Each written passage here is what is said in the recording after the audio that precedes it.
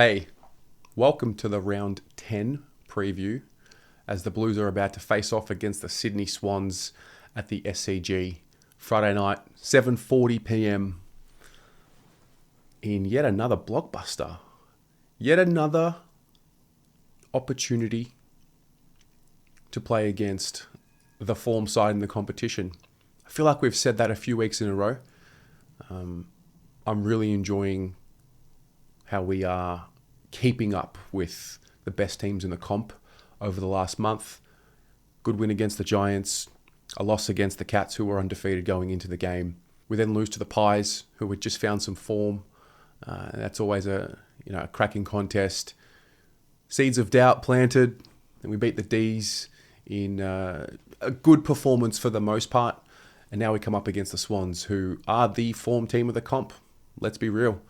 They've been incredible. I guess if you're a Swan supporter watching this, not sure what else you could be doing other than, you could be 9-0, of course, but 8-1, sitting firmly on top of the ladder, 151 plus percentage. It's the form team of the comp, and I like it.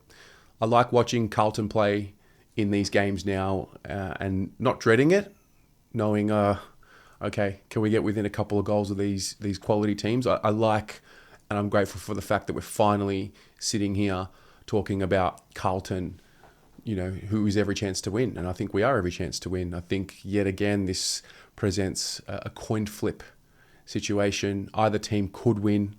I think both teams at their best, if they are at their best on Friday night, will make this one of the games of the season. That's how I see it. I'm just pumped. I love the Swans. The Swans are one of a few clubs who, whenever we play against them, it's love and it's always respect, apart from the rivals. But the Swans is just something. When you have a sustained period of success and a strong culture that rings true throughout the league and it's well known and respected, I got a lot of time for that. So I love what they've done. I love their players. Love the way they go about it, and I'm relishing the challenge, seeing if our boys are up to it. They had a good win last week against the Dockers over there in Perth. Obviously for us, beating the D's, a team who is renowned for their defensive structure. And I think it prepares us so well. I think playing against the best defensive structures in the league 3 consecutive weeks in a row prepares us so well for the Swans at the SCG. I cast my mind back to the corresponding fixture last year, mid-season, might have been round 11, round 10 at the SCG. And this was still prior to when, we had figured it out, so to speak, and we had started finding our form and finding our confidence. I remember this game so clearly. I made the trip up to the SCG. I remember how well we moved the ball across the ground in the first half. I remember our ability to generate scoring opportunities was there. It was a game we could have won. We just weren't able to do it.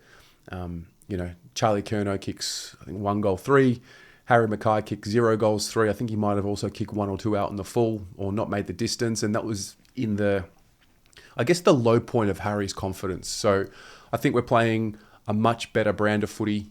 I think we're playing with a lot more alignment, confidence, understanding of one another. And I think we're going to be able to take it right to the Swans. And yeah, I guess if you are a Sydney supporter, I'd be very interested to see how you look at your team right now and how you look at Carlton coming in. From my lens, outside looking in, it's a new wave of opposition teams showing some, I don't know if it's fear, probably respect. We've earned a little bit of respect across the competition.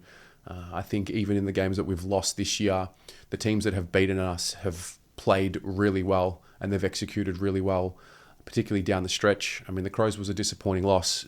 They played almost perfect footy, kicking 16 goals for. The Cats, well, they're the Cats. They were undefeated at the time. And the Pies, that's that. So I'm noticing with Carlton, so far, it's too early to draw a conclusion, but so far in the season, we're nearly halfway, which is another topic. And I'm already dreading the fact that we're approaching the second half of the season, because that means footy's going to come to an end. But I'm buoyed by the fact that our worst is better than what it used to be. And I think that's the mark of a team on its way to finding consistency.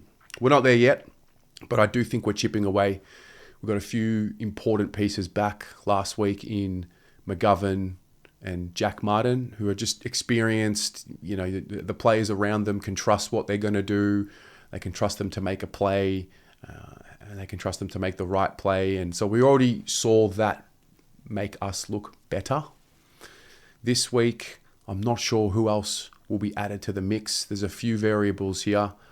Firstly, it's the Sir Douglas Nicholls round, so we'll be debuting the 2024 version of the Guernsey, which I think is beautiful.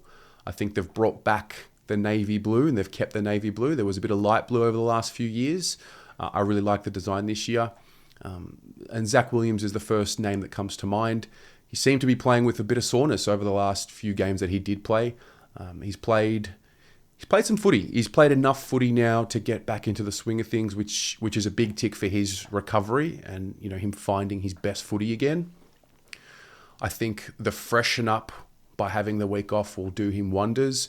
We saw it do wonders for someone like Ollie Hollins, who, he's a younger body, maybe a different situation, but I think Zach Williams is so important, particularly in the confines of the SCG. His ability to break lines, run and carry is going to be crucial. Where he would fit, I'm not sure. I guess his best position is running off the half back. We brought in Cincotta over the last few weeks, and he's been able to take a small forward and lock him down and just keep them honest. He's going to come up against Papley, I would guess.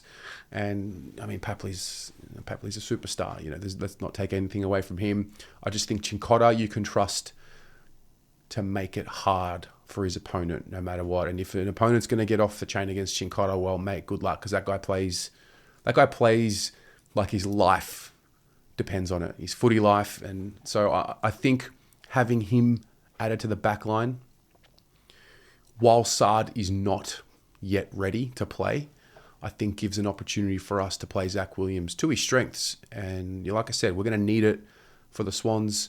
I've got just memories of them carving us up through the middle of the ground, running and carrying, Nick Blakey bouncing the ball, Justin McInerney through the middle of the SCG.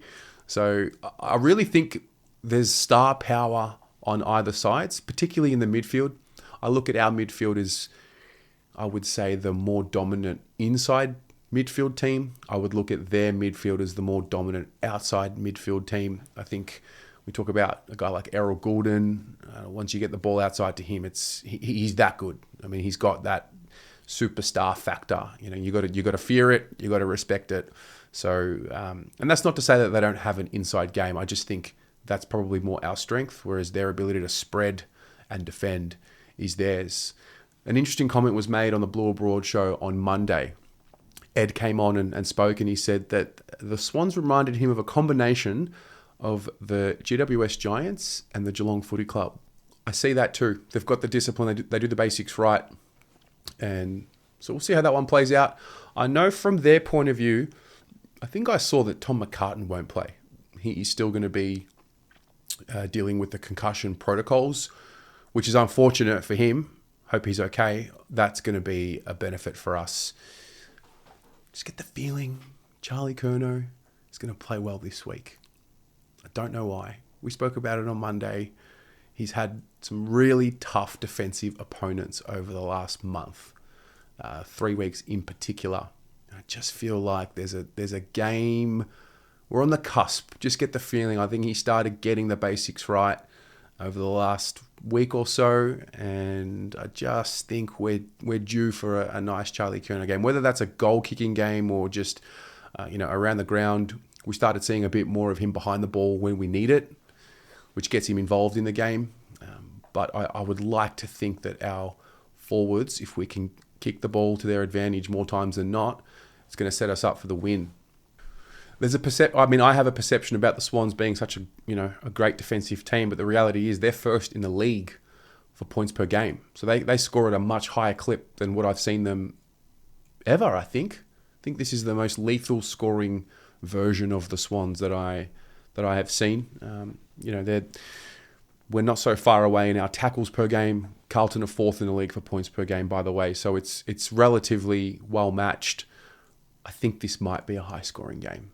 I can see it being a high scoring game. think the way that both sides can move the ball and the options that they have in the air and ground level, I think we'll see a higher scoring game.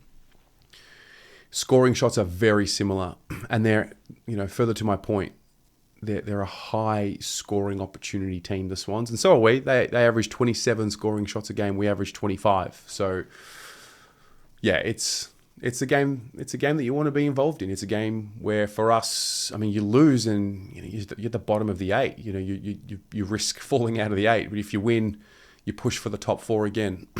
It's not going to be won or lost the top 4 race this week. It is only round 10. We're almost halfway through. So I'm not too worried about where we will be on the ladder at the end of round 10. But I guess it is important to stay in touch. And that's probably more of a fan thing to worry about than a player. They just got to go out there and do their thing. So just to summarise, I think Zach Williams would come in. We know we're going to lose Adam Chera. I think we know we're going to lose Adam Chera. At the time of filming this, it hasn't been completely confirmed. But given he didn't finish the game last week, I'm going to take a guess and say he won't play. How do you replace him? Not sure. Does David Cunningham come to mind when you think about team selection for this game? George Hewitt, who was the sub last week, is he simply just elevated, for this game? You've got Caleb Marchbank, who played a game in the VFL. Does he need another one before coming in? Does he come and replace someone like a Lockie Cowan for some experience, particularly in the back line? And then all of a sudden, I start thinking about, Wiedering with McGovern and Marchbank and Camp. That those are the core guys that, got us going in the back end of 2023. They have a lot of trust and synergy with each other, and so I think that could be an option. But by the same token, I'm not sure if we want to make too many forced changes. So what do you think about that? How many changes would you make this week if the guys I just mentioned are available? It doesn't look like Saad or Motlop will be available. I went to the open training on Sunday. Saad was there early on with the main group. Last week they said he was 3 weeks away, so I'm just going to take a guess and say he won't be available. Motlop did, laps with one of the trainers there, so maybe not just yet, although it is the Sir Douglas Nichols round, so maybe they're just building him up for this game. We'll see. Thursday night we'll do teams and see how it goes. But yeah, let me know in the comments below. How do you preview this game? What comes to mind when you think of Sydney? Have you watched them? If so, what do you like about them? How can we beat them? And where will you be? If you're going, let us know. If you need tickets, or if you have tickets that you want to give to other Carlton supporters, get in touch. Happy to facilitate. We'll go from there. Go Blues.